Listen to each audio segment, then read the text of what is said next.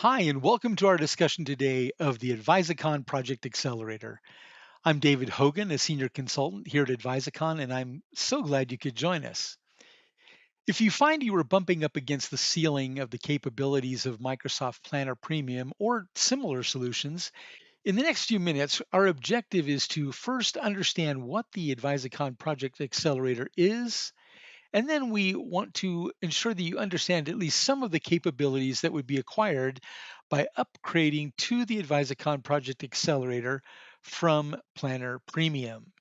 So, first, let's dive into what the Project Accelerator actually is. As you can see by our infographic, the Project Accelerator is a Power App built on the Microsoft Power Platform, and it integrates with Microsoft Power BI to provide visual reporting and analytics, as well as the Power Automate application to automate workflows within the application. And it borrows its planning strength and components from Microsoft Planner. All of these then being integrated at the center here into the Microsoft Dataverse or the data engine of the application. So here we've just prepared a quick infographic to describe, again, just some of the benefits or capabilities that would be acquired by making an upgrade to the Project Accelerator. First of these is, as it mentions here, extended project details. It has a much more robust collection of information about the individual projects and their profiles, which include things like recording risks and having an issues log and having a log of decisions that were made or change requests and change orders that came in. It also includes things like being able to record details about the business case and the nature of the problem you're solving so that people on the team can remain aligned during the course of your project. It also has an integrated system and process for submitting project requests within your organization. So if you have a governance or a process set up, this is going to help facilitate receiving project requests and getting them approved. It does have a significantly improved resource management component. It's uh, very intuitive. It's simple to see views of your resources. And then, of course, integrating again with Power BI, it's going to give you powerful reports around the utilization of your resources. Again, that Power BI dashboard component gives us insights really into every corner or every component of your project, including KPI tracking and roll-ups from programs and portfolios. In this particular section, I just love this. This is perhaps one of the biggest steps, uh, the steps up, I should say, into moving into this product, and that is the ability to do strategic management of objectives and portfolios. This tool does utilize, for example, the OKR framework to set up organizational organizational objectives and themes for your organization, and then be able to connect your goals to particular projects to ensure that you're succeeding at your mission. And then finally, just a note that bears mentioning a number of times, and that is that, of course, because it's built on the Power Platform, integrated with its components, many times you're going to find that it's easier to customize this solution to suit your individual needs. And of course, it's leveraging powerful tools. All right, so over the next few minutes, we're going to jump into the application and take a quick tour. Again, highlighting these benefits that I've just been speaking about and helping you see where you'll be able to locate them within the application. So let's jump over there now. So, as is true of many Power Apps, this is a model driven app. And as you can see, it has a ribbon across the top for a variety of commands. It gives you access to the different elements of the application through this left hand navigation. And again, identifying a context over here changes what is shown in the body of the application. I do want to start today with just jumping into those project details that I mentioned a few moments ago. You'll notice as we get into projects here, I'm just going to select one, the Excel dumpster fire digital project. As you can see, there's a lot of content here from left to right, and then you have all of these integrated tabs within the project profile as well. So you're able to record things again like the project name, its scope, its sponsors, the time horizon in which it is occurring, and things such as that. We're able to record the business case and see a resource pool for our particular project. And then we can, of course, schedule tasks, as is the case with all project management tools these days. And then I do want to just give you a little tour of this tab right here called RAID, which is an acronym for risks, issues, assumptions, and decisions. As you can see, this contains different logs for entering risks or issues. And the forms do all look fairly similar. I can click on a new issue here, can identify a name, a category, all the components of an issue that I might need to track and analyze it and see what stage it is in. In addition to that, we're able to do things such as record lessons learned with our team so that we benefit from our institutional memory and things such as that. You'll also notice that with projects and many of the other components within the Project Accelerator, it does give you here a life cycle for your project or your program, and you're able to essentially walk your project through different stages and monitor them in that way. Next, I want to just give you an introduction into project requests. So here we would be able to see if we had many, all the different project requests that are currently pending within the organization. And let's just give you an idea of what those look like. So I can identify, again, a name, a type of project, if it's a project that we are proposing for a certain customer, I can put that in. A budget, again, time horizons, and a variety of other areas and criteria that might be needed in order for the project approver in your organization to actually approve the project.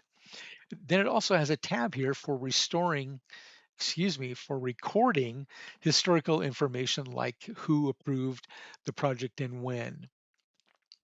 So again, that's project requests. Next, you want to take a moment and jump into the resources section. And I'm just going to take a quick look here at bookable resources. A couple of advantages. One is that resources are available in easy to access lists. I can jump in and out of these different resources and see different information about them. And you may have noticed as you look at my list that I have the ability to utilize generic resources. Many times when we're creating an initial project plan, we don't know who's going to be working on it, but we know, for example, that we need maybe this many developers or a business analyst and a project manager. And so we can plug in generic resources into these projects when we first start working with them. And that's, of course, a great capacity that is afforded to us by using the accelerator. In addition to that, you'll notice I can go to the resources section, the report section, excuse me, and pull up resource reports. And of course, this is a much more robust collection of resource information you might have been used to. You can see across the bottom here, there are 4 different sets of report, and it gives us information about our resource dashboard, assignments that are currently made, even information about my own assigned work or my own projects can be identified here in this particular tab. So just again, a very powerful collection of information to help us gain actionable insights.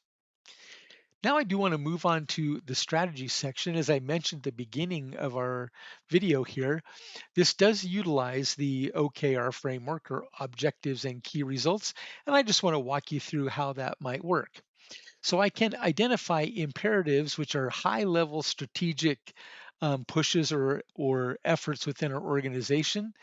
And so they are at the apex of the strategy pyramid. And I'm just going to choose this imperative here called rule the world because it sounds ambitious. And you can see here that I have some information about it. I can put in description and a variety of other things. But then within that, of course, I have objectives that are tied to that imperative. In this case, I have an objective called Rule North America as one of the objectives in the Rule the World imperative. And of course, I have information about that particular objective. And it will tell me here, of course, which imperatives this objective is related to.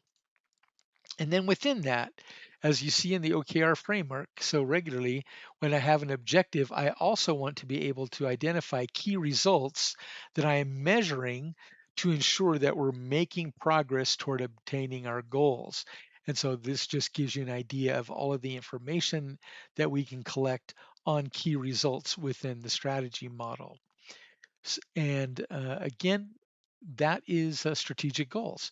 The benefit, of course, to this is that we can help achieve strategic alignment within our organization, make it visible to many, and we can tie our projects then to our strategic objectives. Finally, I want to dive into portfolio and program management. Again, this is an upgrade uh, from a variety of different solutions, and it's a three-tiered program. Of course, portfolio are things that we are planning at the highest level of an organization. And in this case, I'm going to click here on the Western Europe Digital Transformation portfolio. And again, remember a portfolio is often a collection of programs, and programs are typically collections of projects. And so in this case, I have information about a particular portfolio and these tabs going across the top. Again, I can track risks, issues, changes, status, and so on.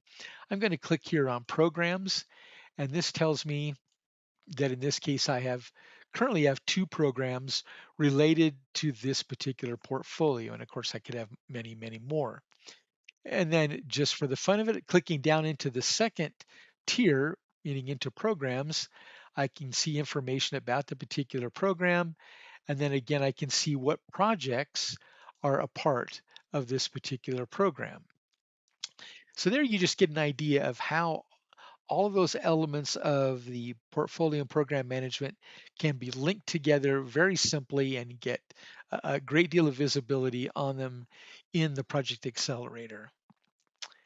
Finally, one of the things that are most powerful and valuable about this particular solution is that because it is built on the Power Platform and it is integrated with applications like Power BI, we can utilize that to embed the reports associated with our projects right here in the application.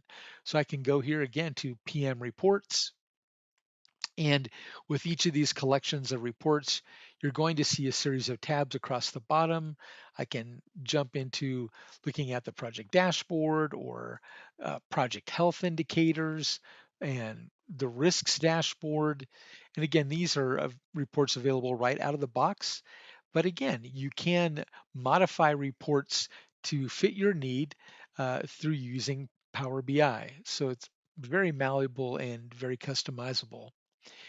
And again, I'm just going to jump into even the top level here, strategic reports. Again, I'm going to see a collection of tabs.